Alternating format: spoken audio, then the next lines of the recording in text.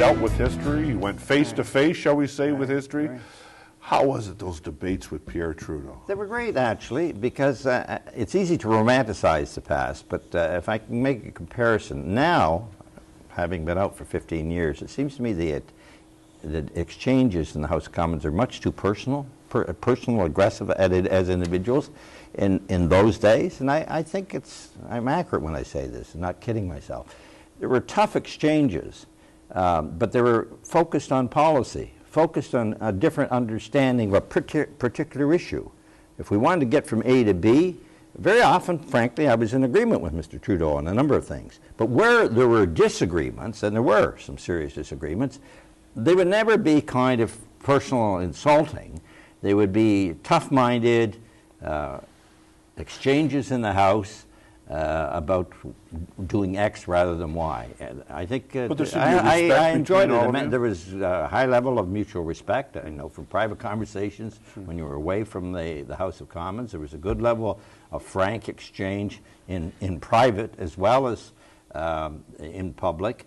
So there was not this namby-pamby, we always agree with each other and everything, but there was serious mutual respect that when we differed, it wasn't because we were insulting each other or disliked each other. It's because there were, different views about what should be done at a particular time. Well, what could be done, you held the balance of power in a minority government. I think it was Joe Clark's government. Yes. Right?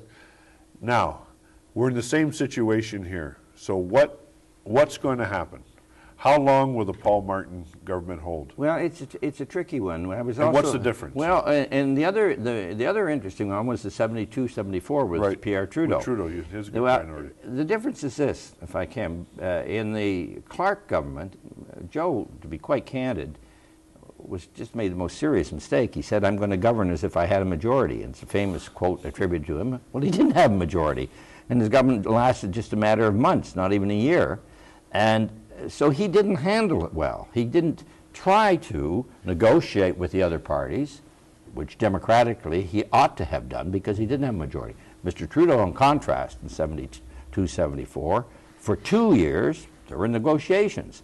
We, as the minor party then, obviously didn't get everything we campaigned on, but we got election reform, we got an exciting new housing program, we got improvements in seniors' pensions that the Liberals went along with. Because, although we were putting up ideas, the guy who has the power, namely whoever's the Prime Minister, really sets the tone. Does he lead? Is he flexible? Does he know when to do this rather than that? What is Paul Martin right now? Well, we've just seen a newspaper story out about him calling him Mr. Dithers in England, and I think there's something to that, because at the personal level, he's a pleasant man, seems to listen, but then he doesn't act so often. Kyoto, the commitment of the Liberals was to bring down greenhouse gases significantly in the last decade. They've gone up by 20%. We've just talked about the absence of an auto strategy. Here there's a serious border problem, very serious, probably the most serious in Canada, affecting cars and trucks, ferry service, rails. Mr. Martin's government asked for a local plan. A local plan was brought forward, and they haven't acted. So I think that there's a danger that this label now that Mr. Martin has been given, and Mr. Dithers, will take hold. We don't seem to know clearly where he's going.